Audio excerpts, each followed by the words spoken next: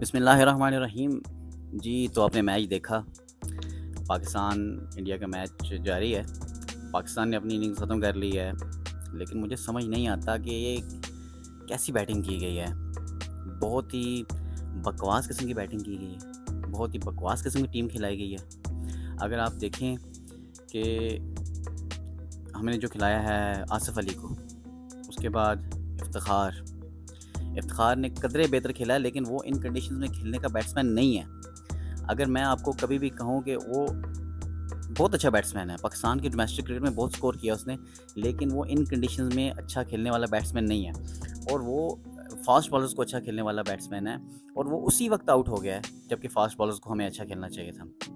Fast bowler जैसे ही आए हैं, उसने एक शॉर्ट पिच बॉल किया, और आज सारे के सारे पाकिस्तानी बैट्समैन सब के सब शॉर्ट पिच पे आउट हो रहे हैं। दुबई की विकेट पे आप शॉर्ट पिच पे आउट हो रहे हो। ये मुझे समझ आने वाली बात नहीं है कि कैसे शॉर्ट पिच पे आउट हो रहे हो भाई आप। गो के अच्छी विकेट बनी हुई है, बाउंसी विकेट है, लेकिन फिर भी ये कुछ इसमें आप एक्सक्यूज़ नहीं दे सकते कि आप उस शॉर्ट पिच पे आउट हो रहे हो। अगर आप देखें, शॉर्ट पिच पे सारी बॉलें गलत खेली गई हैं। बाबर ने गलत खेला, बाबर फ्रंट फुट पे खेलने के लिए तैयार था, एकदम सरप्राइज बाउंसर आ गया, जो ही पुल करने के लिए गए आउट हो गए।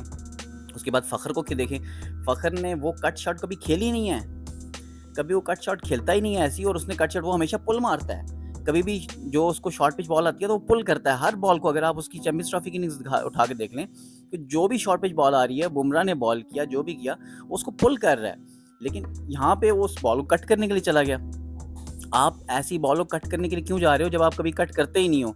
उसके बाद आप देख लें जो इफ्तिखार ने किया, इफ्तिखार ने इतना गंदा वो खेला। वो ये शॉट आप लेफ्ट भी कर सकते हैं। अगर एक बॉल, पहला बॉल आ रहा है हार्दिक का, इफ्तिखार को पहला बॉल कर रहा है, और आप उसको पुल करने चले गए हो। क्यों पुल करने जा रहे हो भाई? ज़रूरत ही नहीं है पुल करने की। ईज़ी पीज़ी बॉल आप लेफ्ट कर दो, पहला बॉल है ना, आप लेफ्ट कर दो। उसके बाद आप देखें कि आखिर में हमारे पास कोई बैट्समैन ही नहीं बचा। आखिरी 3 ओवर्स में हमारे पास कोई बैट्समैन ही नहीं बचा जो कि ओवर्स को फेस करे। आखिरी 2 ओवर्स में पेनल्टी हो गई इंडिया को, 2.5 ओवर्स में, कि उनके ओवर रेट ज़्यादा था, जिसकी वजह से उनको 5 जो फील्डर्स हैं वो इनसाइड द सर्कल रखने पड़ गए। इस वजह से अगर वहाँ पे कोई बैट्समैन होता तो वहाँ पे अच्छा स्कोर बन सकता था। और फिर रिजवान बहुत ही शुरू में स्ट्रगल करता हुआ दिखाई दिया। ऐसे स्ट्रगल, या तो वो स्ट्रगल कर रहा था, मुझे 2 चीज़ें दिखी हैं, जैसे कमेंटेटर्स भी कह रहे थे, या तो वो बहुत ज़्यादा स्ट्रगल कर रहा था, या फिर वो जब अटैक करने की कोशिश कर रहा था, उसी वक्त कोई ना कोई विकेट आउट हो रही थी। जब वो एक क्योंकि बाबर और रिजवान का जो वे ऑफ प्लेइंग है, उनका जो खेलने का स्टाइल है, वो ऐसा है कि जब बाबर और रिजवान दोनों साथ खेल रहे हो, अगर बाबर से स्कोर ना हो तो रिजवान अटैक करता है, और अगर रिजवान से स्कोर ना हो तो बाबर अटैक करता है। बाबर अटैक करने के लिए क्या 2 चौके उसने मारे हैं, अच्छे चौके मारे हैं, लेकिन आप देख रहे हो कि बॉल एकदम सरप्राइज आ गया आपको। आप लेफ्ट भी कर सकते हो, ज़रूरी नहीं है कि आपको अटैक के चक्कर में हर बॉल को हिट करना है। आप उस बॉल को हिट करने क्यों गए हो? ये बाबर की बहुत एक लूज शॉट थी जो कि बाबर ने खेली है। उसके बाद फिर रिजवान ने कुछ हाथ खोलने की कोशिश की है, अवैस को एक छक्का चौका मारा है, लेकिन उसी ओवर में फ़खर ज़मान ने इतना गंदा शॉट खेला है, और वो शॉट खेलने की कतई ज़रूरत नहीं थी। उस शॉट को अवॉइड किया जा सकता था। उसके बाद अगर आप देखें, जैसे इनिंग्स प्रोग्रेस हुई है, इफ्तिखार और रिजवान अच्छा खेल रहे थे, कुछ बेहतर कदर खेल रहे थे, लेकिन खुल के किसी भी जगह पे नहीं खेल सके। आप देखें, पूरी इनिंग्स में सिर्फ 4 छक्के लगे हैं, 4 में से 2 छक्के धानी ने मारे हैं, जो आपका फास्ट बॉलर है। आप सबसे अच्छा तो वो खेल गया है। और इफ्तिखार और आसिफ अली को क्यों खिला रहे हैं टीम में? खुशदिल को क्यों खिला रहे हैं भाई? खुशदिल इंटरनेशनल लेवल का नहीं है प्लेयर। आसिफ को अगर आपने खिलाना है तो उसे समझाना होगा भाई, सिर्फ छक्का ही नहीं मारना होता, चौका भी मारना होता है। सिर्फ छक्का मार के कोई फायदा नहीं है। हर बॉल पे छक्का, हर बॉल पे मारने की कोशिश कर रहा है, छक्का मारने की। चौका भी है यार, चौके पे भी बाउंड्री मिलती है, चौके पे भी स्कोर मिलता है, 4 भी बाउंड्री है। जरूरी नहीं है कि आप छक्का ही छक्का मारो हर बॉल पे। जो बॉल है वो उसने स्लो बॉल किया, आप वो बंदा कोई बॉल चेक नहीं करता, बॉल आगे पड़ रहा है, पीछे पड़ रहा है, स्लो पड़ रहा है, मतलब इन द एयर कटर करा रहा है, वो नक्कल बॉल, कुछ वो चेक नहीं करता। वो बंदा बस बैकफुट पे होता है और बॉल को हिट कर देता है, बैकफुट पे होता है, बॉल को हिट कर देता है। ये तरीका नहीं है भाई, उसे समझाना होगा, नहीं तो उसे टीम से बाहर करो। अब यहाँ पे शुएब मलिक की ज़रूरत थी, हमारे पास आपने टीम ही ऐसी खिलाई है कि बीच में कोई बंदा ही नहीं है सेंटर में जो कि एंकर करके टीम पूरी खिला सके। कोई बंदा नहीं है, ऊपर से विकेटें गिरी हैं। इफ्तिखार वो खेले हैं, इफ्तिखार गो के आज बहुत अच्छा खेल गया है। मैं आपको बताऊं, इफ्तिखार इन कंडीशन में खेलने वाला बैट्समैन ही नहीं है। वो ऑस्ट्रेलिया के लिए अच्छा मटेरियल है, ऑस्ट्रेलिया के फास्ट ट्रैक्स पे और फास्ट बॉलर्स के लिए वो बेहतरीन खेलेगा।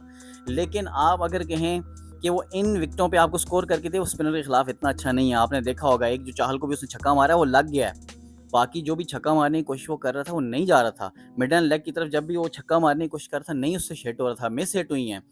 फिर रिजवान कोशिश कर रहा था लेकिन जैसे ही वो, और फिर उसने रिजवान ने जो शॉट खेली है यार, वो पहले से ही एज्यूम कर रहा है कि शॉट पिच आएगी। वो गुड लेंथ की बॉल को उसने कट मार दिया, गुड लेंथ की बॉल को लेट कट मार दिया उसने। भाई गुड लेंथ की बॉल को लेट कट, ऐसा शॉट खेलने की उससे ज़रूरत ही नहीं थी। इतनी जब आप बॉलें ज़ाया कर चुके हो टीम की, इतना कुछ टाइम ले चुके हो, उस वक्त जब टीम को एक कहते हैं ना कि जब टीम ने आप पे इन्वेस्ट किया है, जब टीम को देने का टाइम आया उस वक्त आप आउट हो गए हो। अगर रिजवान खड़ा रहता तो शायद ये स्कोर 160 तक हो सकता था, लेकिन ये तो अच्छा है कि हारिस 2 चौके मार गया, 2 छक्के धानी मार गया, तब आपका 147 स्कोर हो गया। अभी कुछ भी थोड़ा बहुत ये स्कोर है कि जिस पे पाकिस्तान रिस्ट्रिक्ट कर सकता है, लेकिन मुझे नहीं लगता कि इंडिया रिस्ट्रिक्ट होगा। विकेट इतना मुश्किल नहीं है, विकेट बहुत अच्छा है। ग्रिप हुई हैं 1-2 बॉलें जडेजा की, लेकिन फिर भी विकेट ओवरऑल बहुत अच्छा है। और मुझे नहीं लगता कि इतनी बड़ी बैटिंग लाइनअप को, जब शर्मा, रोहित शर्मा है, केएल राहुल है, विराट कोहली है, उसके बाद आपके सूर्य कुमार यादव है, दिनेश कार्तिक है, नीचे हार्दिक पांड्या है, उसके बाद जडेजा है, आप किधर तक लेके जाओगे? उनकी 8वें-9वें नंबर तक बैटिंग है। 147 में आप उनको आउट भी नहीं कर सकते। इतनी अच्छी विकेट नहीं है कि आउट होंगे। गो के बाउंस है इसमें, लेकिन फिर भी मुझे नहीं लगता कि पाकिस्तान ये मैच किसी भी तरह जीत सकता है। एक अपॉर्चुनिटी ज़ाया की है पाकिस्तान ने, बिल्कुल, जिसमें पाकिस्तान अच्छा खेल सकता था, अच्छा स्कोर दे सकता था। और एक ही टाइम पे आके 24 सेंटर में, जब मिडल ओवर्स में आके 24 ओवरों के अंदर 5-6 विकेटें लूज़ कर दी। खुशदिल आया, इतना गंदा शॉट खेला। खुशदिल और आसिफ को तो यार बाहर निकालो, इन दोनों प्लेयरों को बाहर निकालो। हैदर अली अगर आप लेके आए हो, हैदर अली को चांस दो।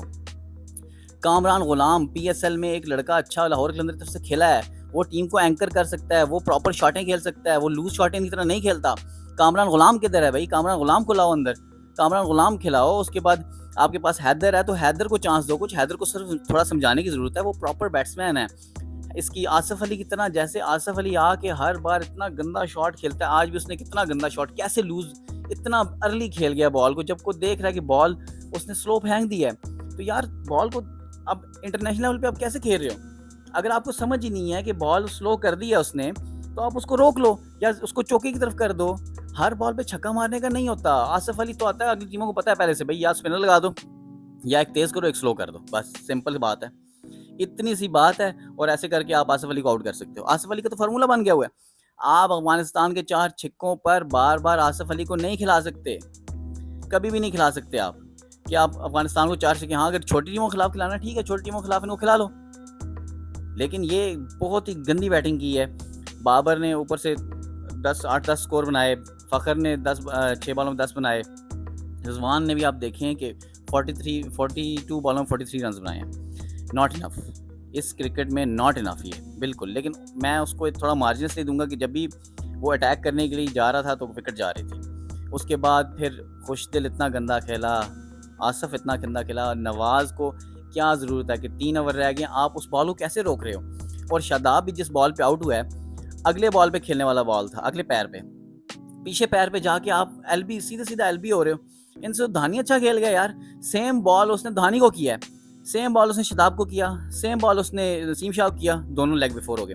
सेम बॉल उसने धानी किया, धानी ने फ्रंट फुट पे आके, हालांकि वो बिल्कुल बैट्समैन नहीं है, प्रॉपर बैट्समैन नहीं है, लेकिन उसने फ्रंट फुट पे आके जैसे रोका है, तरीका है ना, उसको सिखाया थोड़ा सा उन्होंने, वो रोका है उसने, ठीक रोका है, फिर मारा है उसने, पैर हटा के ठीक मारा है, 2 छक्के मार गया, जिसकी वजह से 147 हो गया आपका। वरना तो ये आपका कॉम्पिटिटिव स्कोर कभी था ही नहीं, कभी हो ही नहीं सकता था।